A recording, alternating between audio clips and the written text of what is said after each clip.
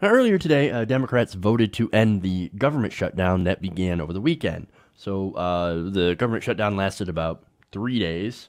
So what did the Democrats get in return for ending the shutdown? That was primarily the fault of Republicans. Well, Democrats agreed to advance the stopgap spending measure lasting until February 8th after Senate Majority Leader Mitch McConnell promised to allow an immigration bill to reach the floor next month. The vote was 81-18. So Democrats, and this is what frustrates me about the Democrats, right? They basically caved based on a promise from Mitch McConnell. Hey, we might take up an immigration bill eventually. Now, the thing is that there's been no promises from the House on taking up the same bill, right? So this is just McConnell saying, yeah, maybe we'll put a bill on the floor later on to protect DACA recipients. In return, the Democrats are going to give us everything that we asked for. Mainly, we're going to continue to fund the government. Now, why? Why? Well, I'm going to get to that in a minute. But so what this is that the Democrats, while in a superior position, folded once again. So this agreement from McConnell to put an immigration floor an immigration bill on the floor later on at no specific time, just later on before the February 8th deadline, in which this would of course come back, right? This entire fight will start all over again. This is Mitch McConnell basically being like Lucy with the football. You know the old Charlie Brown cartoons, right? Where, oh, no, this time, I promise you, Charlie Brown, I will hold the football and you will come kick it. And what happens every time? Last second, oh, we're going to pull the football. Oh, we're going to pull the football. And, of course, Charlie Brown ends up falling on his ass. This is what is going to happen February 8th. Oh, did we say that we were going to give you DACA? No. We just promised you a vote. And not only that, but look, we didn't even promise you a clean vote.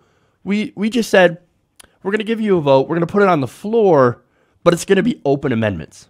So you know what's going to happen, right? They're going to put, oh, we need a down payment on the wall. Or we need, some sort of corporate welfare or something. We're going to tack it onto this. And it's either going to be a poison pill where the Democrats have to vote it down, or it's going to be something that's monumentally helpful to the Republicans politically, or it's going to help their donors. So okay, quote me now, right? And then we'll come back later, right? Hear me now, quote me later. So the Democrats, as I mentioned, this was 81-18. There were actually a few courageous Democrats that decided, you know what, this bill is terrible. There is no DACA protections in here. So there's no guarantee of DACA protections. And so this is not good enough. Now, the ones who did not vote for this included, surprisingly, Senator Cory Booker, unsurprisingly, Bernie Sanders, Elizabeth Warren, Kirsten Gillibrand, and Kamala Harris. Now, look, all of those, and I'm aware that all of those people are potential 2020 candidates, especially Cory Booker, Gillibrand, and Kamala Harris. Nonetheless, they still did the right thing. So I think we do need to give them credit. I don't care why they did it. Yes, of course, you could say they all have political ambitions. Well, they're politicians. Of course, they're going to have political ambitions. So, but nonetheless, give them credit here for standing along with Bernie Sanders and Elizabeth Warren. So, now, one of the things that frustrates me the most about this, right, other than the fact that it's Lucy with the football, is the fact that the Democrats were actually winning on this issue. And they were winning according to the polling. Now, there was a Politico Morning Consult poll that was released earlier today. Now, to be fair, it was conducted before the shutdown. But they asked, okay, if the government were to shut down, who would you blame more? 41% of those polled said the GOP would be more to blame, while 36% said the Democrats would be blamed, and about nearly a quarter said they didn't know or they had no opinion. So the polling was clearly on the side of the Democrats. However, when it comes to DACA, Americans were a bit more split on whether the government should be shut down. Pollsters found that 42% of Americans said the program is important enough to launch a government shutdown, and 42% saying it's not significant enough for the closure. So the public was split on this, right? Now, in reality, like the Republicans, of course, all throughout the weekend, they're saying, oh, how dare you shut down the government over a bunch of illegal immigrants? DACA doesn't have anything to do with a spending bill. How could the Democrats hold American citizens, the military, hostage over illegal immigrants, over DACA? Something that's not even related. I mean, how dare they, right? Actually, that's not the whole story. Surprise, surprise, Republicans lie to you over and over again, right? The shutdown was not just about DACA. In this bill, there was CHIP, the Children's Health Insurance Program.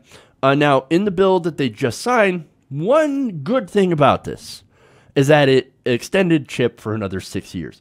That's good. That is the one positive in this bill. The rest is basically, and look, you could say that that's a win for Democrats, but that's also a win for Republicans since CHIP is overwhelmingly popular with both Democrats and Republicans. Everybody likes the CHIP program. So, yeah, it makes sense that the Republicans were going to hold that hostage, but they were also holding DACA hostage as well, which also has 70 to 80% approval among Americans. And I think definitely people would want you to hold the government hostage over, fight, I should say. The Republicans are the ones holding it hostage. The Democrats are like, hey, man, look, you should have reauthorized CHIP funding back in September when it started running out. What did the Republicans do? They decided not to do that. And they decided that, no, we're going to hold this hostage for later on. I mean, because the Democrats don't want to be someone voting against children, right? Everything is political when it comes to the Republicans. So, yes, they'll hold children hostage. They'll hold DACA recipients hostage. They'll hold their own mothers hostage if it means they get some sort of political win for their donors. Now, the thing is, the other thing that was in this bill, as I said, this wasn't about DACA. This just wasn't about CHIP either. This was also about the wall, right? Republicans wanted funding for the wall, and there's other government spending. Now, in addition to having a down payment for the wall, Republicans were asking for billions more in defense spending. We already spend $600 billion on defense spending, which is more than the next 8 countries combined. We spend $611 billion a year. This would have added at least $50 to $60 billion to our Pentagon spending, which is absolutely ridiculous and immoral. We spend more money on dropping bombs on brown people and on defense contractors, more importantly, than we do on actually taking care of our own people. The CHIP program, vastly, vastly less expensive than it is funding the military for a year. And look, you want to talk about, hey, Jeff, why do you got to be against the military, right? Why do you got to be against military spending? I mean, doesn't that go to our troops? No, that's the lie. Most of this money does not go to the troops. Most of it goes to the defense contractors who receive billions and billions of dollars to build tanks and bombs and weapons, and the rest they put in their pocket. And a lot of these bombs and these weapons, we don't actually use. And when we do use them, again, it's to devastating effect. We use it over in the Middle East to bomb innocent Muslims and people all over the globe, people in Africa. We're constantly on a war footing because then again, we've got to justify the spending, right? So, of course, we're at war in so many different countries in Africa and the Middle East. But they still want us to give them more money. So that's what Republicans are arguing with. And here's the Democrat position, again, which frustrates the hell out of me. Democrats, they didn't call for no defense spending, no additional defense spending. We're going to spend enough.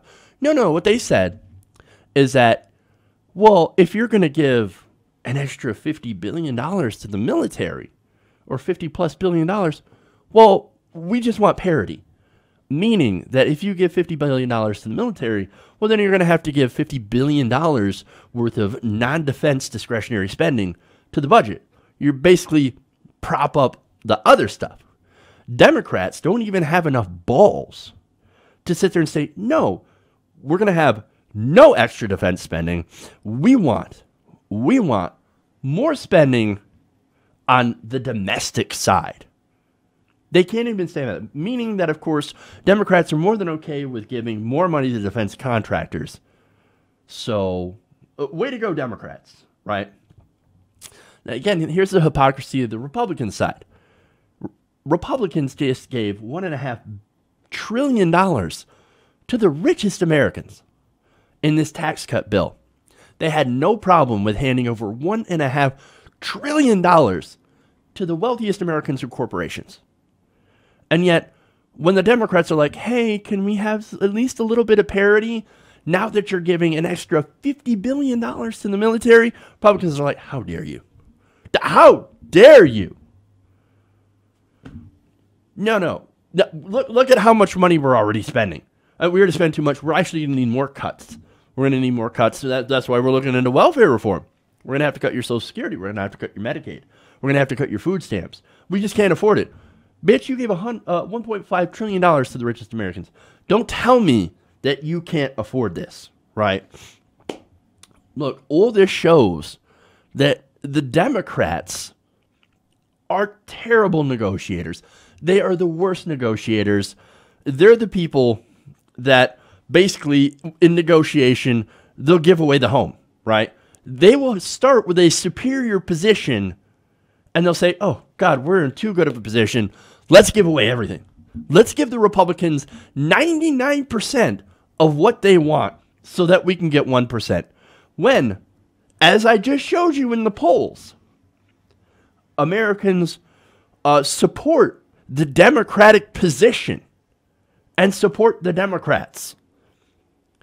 And yet they can't even capitalize on it. They are literally stealing defeat from the jaws of victory. It frustrates me.